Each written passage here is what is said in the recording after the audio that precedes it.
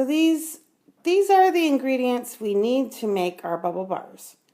We need glycerin, castor oil, cornstarch, baking soda, freezer paper, a good scale that works in ounces or grams, some fragrance. I have some essential oils here, cream of tartar, SLSA, tapioca starch, and what is called lake colors.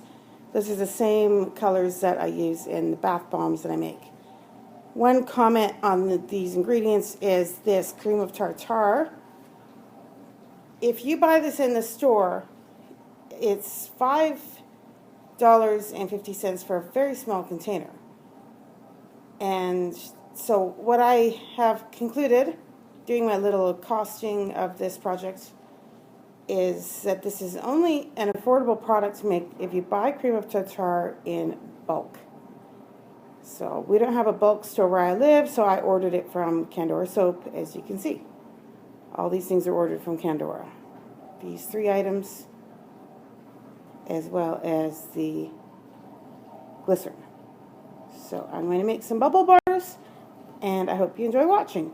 I'm going to just have a few minutes here of comments on what SLSA is and what it is compared to something called SLS. So before I start, I'll just show you that little commentary that I've put together, and then I'll just show you making bubble bars.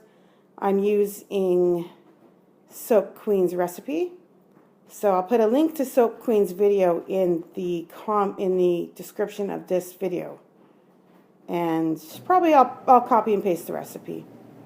I'm using her recipe exactly, except for I have decreased the cream of tartar by 25% because it is so expensive. So I've experimented, and where I live that works, so I can't guarantee it will work for you where you're living.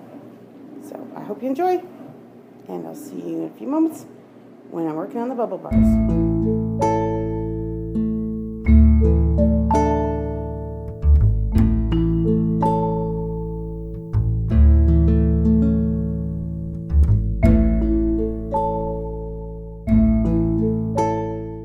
I did some research on the difference between SLS and SLSA. Sodium lauryl sulfate, SLS. There is far more information about that than there is SLSA. It is synthetic, and the molecule, so it's man-made, it's not naturally occurring at all. The molecule is a straight line. So what I understand is that this straight line molecule irritates people. The other is sodium lauryl sulfoacetate, SLSA, and it is not synthetic, it's naturally derived. So it is derived from coconut oil and palm oil. And it's not totally straight. It has this offshoot here. It has 2 extra oxygens right here than the SLS. So it's not as straight and pointy, and therefore what I understand is that's why it's not as irritating to people with sensitive skin as SLS is. So I hope that helps a bit. These are bubble bars that I made 3 weeks ago. This is what I'm making. This is eucalyptus spearmint, and it's hard to show you, but I believe this is as hard as they're going to get. Now the trick with the bubble bar is you want it hard enough that you can package it and sell it, and it have some shelf life and not just crumble on you, but also soft enough that you can break off a piece. So at the end of this video, we'll actually use this so you can see how it works. This is the eucalyptus spearmint. But today, because I have enough of that one, I don't have enough of this flavor. I'm making mango. I'm going to use this fragrance oil, Mango Madness, because it has no vanilla in it, 0 vanilla, and it will not discolor. So we're going to use this and make orange mango flavored bubble bars. So if you've seen mine, I use the ice cream scoop, not the rolling. That's because the rolling, for me, rolling it into a jelly roll kind of look, It was taking a very long time, and mine just looked horrible in the end anyway. So this turns out to give me, let's weigh this one.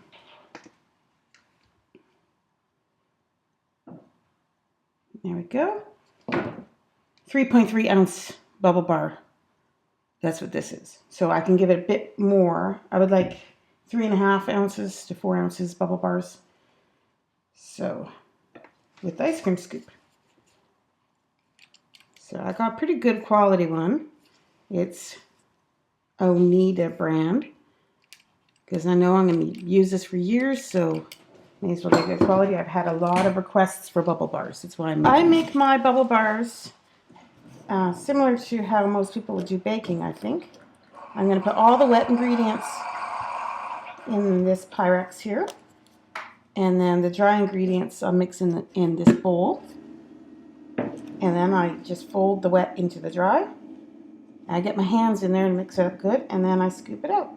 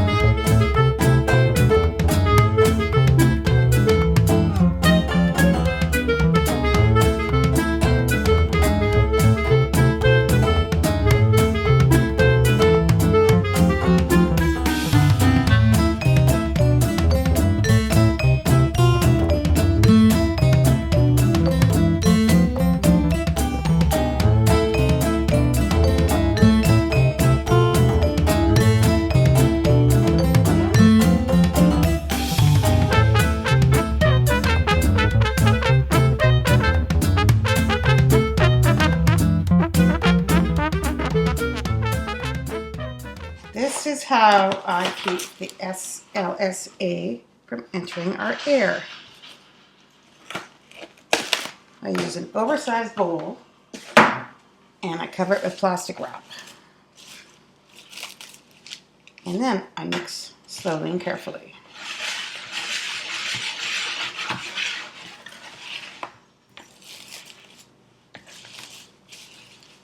I'm protecting our kitty's little lungs.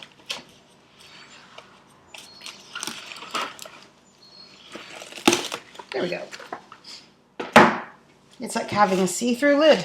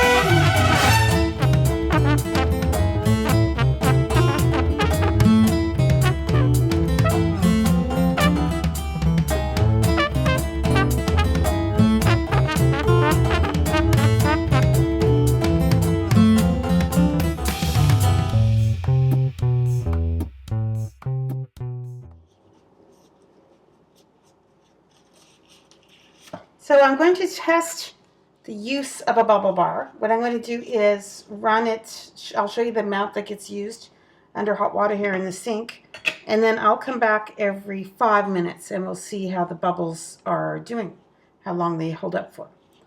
So you have to crumble these under running water. You can't, this isn't like the bath bomb that you just throw into your tub and it has a reaction. This reacts. I hope this won't be too loud or annoying. You're going to see me, I'm going to crumble it under the running water, and that's where the reaction happens. It needs the momentum of the stirring of the running tap.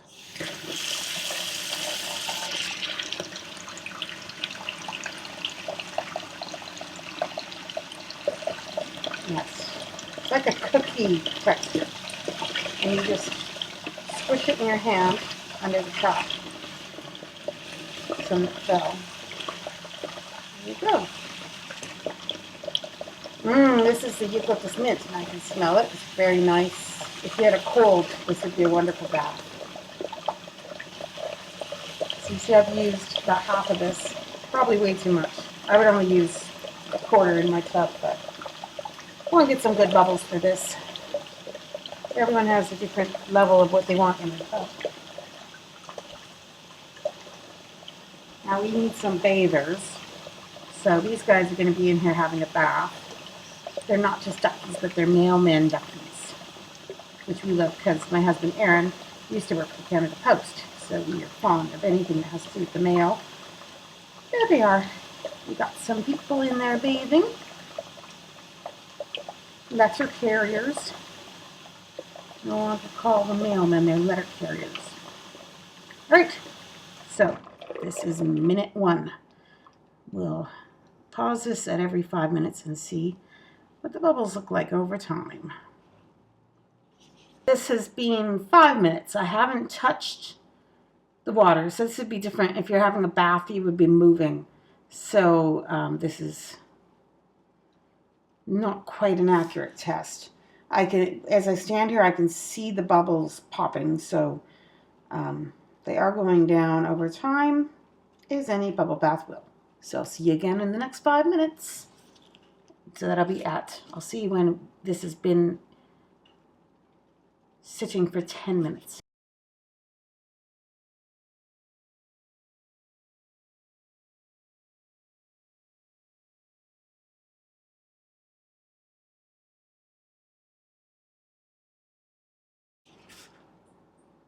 Okay, so it has been 25 minutes, and I'm going to now simulate somebody bathing. So you can see your bubbles would have, if you're bathing, your bubbles would have gone away by now, but untouched, they lasted quite a while, and they're nice and fluffy. It still smells good, so this would be a nice bath, especially if you had a cold or something. This one, because it was eucalyptus. But look, as they're moving, they're actually making more bubbles. I hope you enjoyed this bubbly video. And I have been using this product. Of course, I use everything I make. And I have not found it irritating or drying or anything to my skin. I have enjoyed using it. But if you were a sensitive person, I wouldn't add this to my bath. If you're more sensitive than me. But everyone needs to know their own levels of sensitivity. So we have had a fun time making these bubble bars. So I hope you enjoyed the video, and we'll see you all next time. Take care, everybody.